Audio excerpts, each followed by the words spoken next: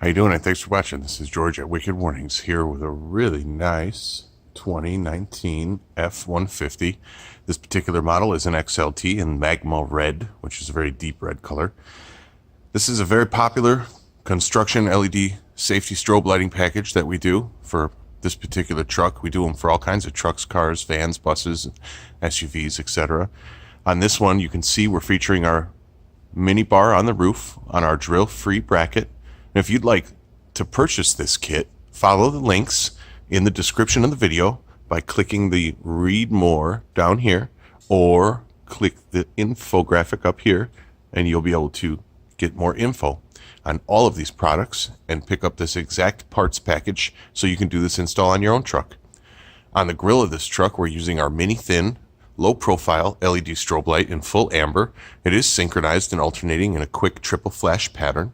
The LED in the grill has 6 3-watt LEDs in it. It's extremely bright.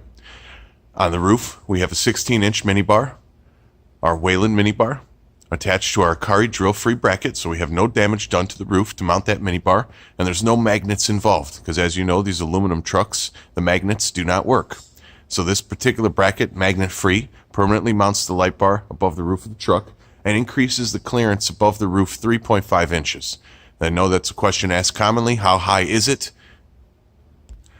Now, it's a verified fact for you. If you're mounting a light bar right on the Acari mount like I do, with a self-tapping screw underneath the dome straight down, just like this is showing, you are going to need 3.5 inches more clearance so you don't hit your garage door. So if you got concerns, park under your garage door and slide a 2x4 in there like this, which is 3.5 inches.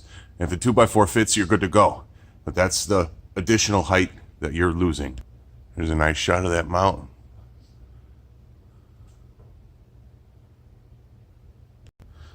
Around the back of this truck, we've got our LED hideaways in the reverse lights.